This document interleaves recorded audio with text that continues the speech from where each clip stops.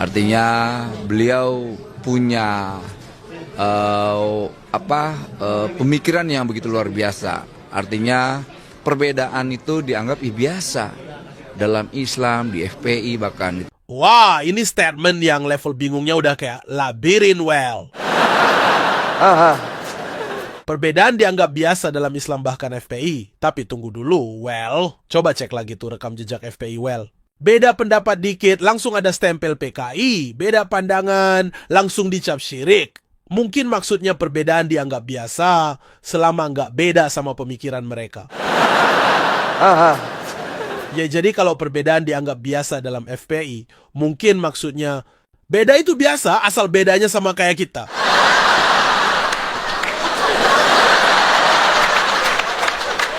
Well, perbedaan dalam Islam itu emang luas dan kompleks, tapi jangan asal comot narasi kayak makan kerupuk pas wawancara. Lagian lo itu wakil menteri, well, masa nggak tahu FPI itu ormas terlarang? Lo jangan suka main-main ke sono ntar kepeleset, baru tahu rasa lo. Ya selama ini narasi-narasi terkait radikalisme dan sebagainya sebetulnya sudah terbantahkan hari ini dengan saya hadir di markas besar FPI. Oh, jadi begini caranya amnesti orang ngajak perang? Berarti kalau ada maling terus gue dolanin, dia agak bisa dianggap maling? Udah, kasus selesai. Lo tuh mau niru bapak aing tapi nggak gablek, well. Amnesti yang bener itu buat pajak motor, Pak. Bukan buat orang yang provokasi.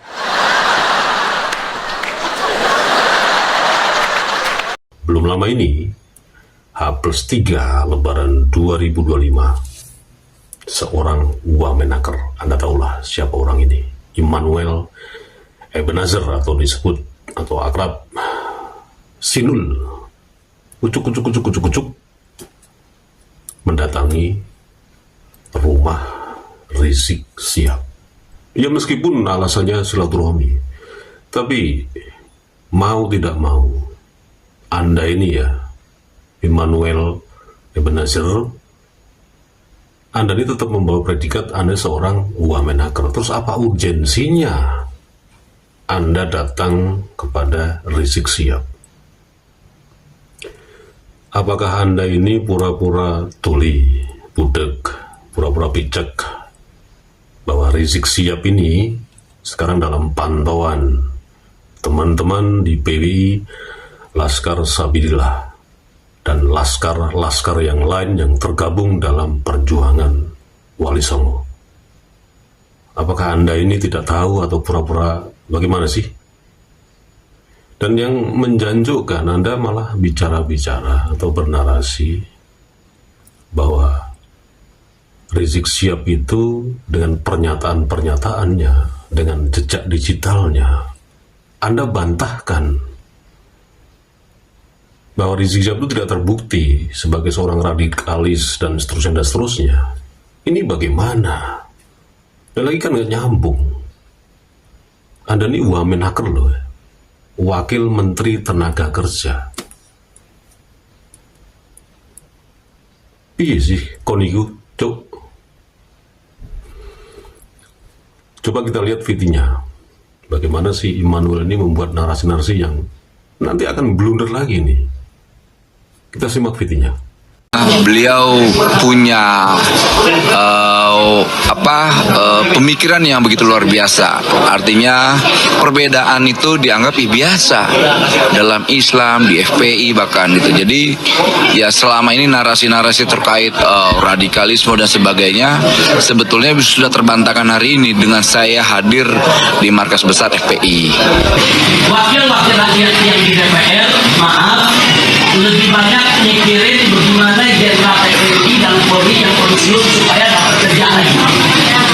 Sudah, supaya ya diperpanjang masa kerjanya, masa pensiunnya, setelah pensiun dikaryakan.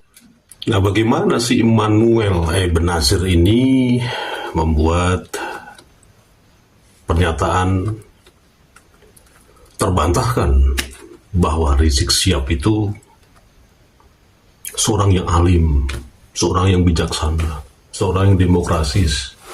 Perbedaan pendapat itu sebuah hal yang wajar. Anda ini nggak punya HP, atau nggak punya, atau bagaimana sih, apa nggak pernah melihat sosial media? Atau Anda punya motivasi lain? Publik sudah mencatat kinerja Anda ini sudah tidak efisien, seperti apa yang dicanangkan oleh bos Anda, Presiden Prabowo Subianto. Efisiensi, taktis, praktis, dan tepat sasaran. Apa mungkin Anda ini mau ngerekrut Rizik Syihab untuk dipromosikan sebagai Menteri Tenaga Kerja? Atau bagaimana? Serah cedong ini. Nah, yang dicatat publik adalah Anda sudah gagal sebagai Wamenaker. Peristiwa kemarin di Sritek beberapa saat yang lalu. Coba narasi Anda bagaimana? Tapi ketika Anda dipanggil di sidang istimewa DPR, jawaban Anda bagaimana? Ini publik sudah mencatat. Jadi mohon yang terhormat Bapak Presiden Prabowo Subianto, mohon sekali dengan sangat hormat, entah bagaimana caranya, orang-orang mau menteri, mau wamen, mau apa saja yang itu dalam lingkaran Kabinet Merah Putih yang memang kerjanya tidak nyambung, tidak efisien, tidak taktis, tidak praktis, tidak menyentuh masyarakat, dan malah membuat hal yang aneh yang di luar konteks job sebagai ya menteri, sebagai wamen, sebagai apapun juga, yang penting dipecat aja. Mohon dan sangat kepada Bapak Presiden Prabowo Subianto, ketika anak buah Anda yang memang tidak ngerti bagaimana bekerja sesuai dengan jobnya, ya sudah skip aja. Nah, ini kan terjadi lagi sekarang. Kabinet Merah Putih hari ini kan sedang digoyang kanan kiri, atas bawah, dan seterusnya, yang dikaitkan dengan RUU TNI. Dan Anda juga pasti tadi ya sudah melihat VT-nya kan, yang saya putar di awal tadi, bagaimana pernyataan Rizik Syihab senggol-senggol mengenai TNI. Ini sudah membahayakan ini. Wamen yang seperti ini, yang sudah tidak produktif, sudah tidak sesuai dengan line dalam bekerjanya, sesuai jobnya, ngopo dipertahankan? Puang. Karena nanti akan terus-menerus membuat stigma-stigma negatif, ya, dari goyangan kanan kiri ini, atas bawah ini, Kabinet Merah Putih ini, dengan kelakuan-kelakuan anggota-anggota di Merah Putih ini yang di luar konteks gitu loh. Sekali lagi, coba Anda perhatikan tadi bagaimana pernyataan Rizik Syihab yang nyenggol-nyenggol tentang TNI, yang katanya hanya mementingkan para jenderal yang sudah pensiun bisa dikaryakan lagi dan seterusnya. Ini kan sudah di luar konteks. Emang ngerti dia masalah ketenaga kerjaan, dan apakah nyambung ini? Ini loh yang perlu diperhatikan. Jadi sekali lagi, kepada Bapak Prabowo Subianto, coba pertimbangkan lagi anak buah jenengan yang memang tidak produktif dalam pekerjaannya sesuai dengan jobnya, udah di skip saja.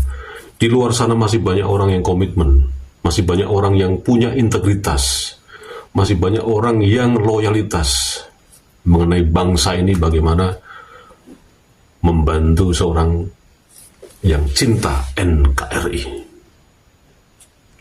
Wassalamualaikum warahmatullahi wabarakatuh.